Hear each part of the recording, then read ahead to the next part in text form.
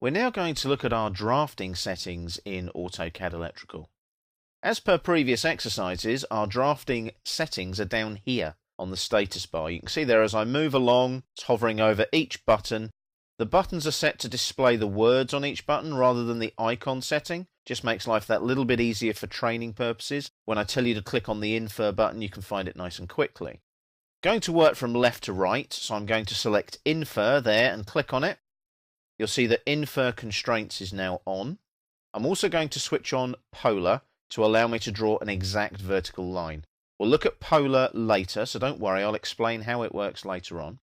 Into the drawing area, you'll also notice that DYN, Dynamic, is on in the drafting settings. That's dynamic input. I never ever turn dynamic input off. You'll see why when we go into dynamic input later when we discuss more of the drafting settings. Okay, I'm in my drawing area. I'm going to go straight over to the line command here. That's on the draw panel there on the home tab on the ribbon. Click on line, come into the drawing area, dynamic input there. It's on the crosshair, asking me to specify that first point.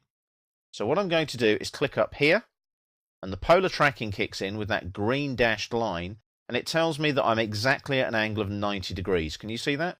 So as I drag downwards now, that blue highlighted distance can be typed in. I'm going to type in 5 and press enter. And then I'm going to press enter again, and that closes the line command. Okay, so I've got a line there, but I've got this funny little icon here telling me that that is a vertical constraint. So what's happened, because I've got Infer switched on, that's seen that I've drawn that line vertically and locked it vertically. If I now select that line by putting the crosshair on it and clicking on it, I get 3 grips. 2 endpoint grips and a midpoint grip. Now, if I click on this endpoint grip, if I didn't have a constraint, it would allow me to drag the end of the line and change the angle of the line. But because I've got a vertical constraint in there, it doesn't matter where I put that line, it will always be vertical. I can drag the end up. Look, can you see the end is moving? I can make the line shorter, but I cannot change its vertical orientation. That's because of the constraint. I'll just hit escape there to deselect that line. If I right click and repeat line, and then draw a horizontal line, and again lock it in with the polar tracking to 0 degrees like that, and then press enter to finish the line. If I click on this line and click on this grip, you'll see it's the same. It remains horizontal. I can change the length and move it around, but it'll always be horizontal. Now, I've still got that horizontal line selected. If I hover over the little icon and close it there, you'd think that that would lose the constraint, wouldn't you? Click on the grip.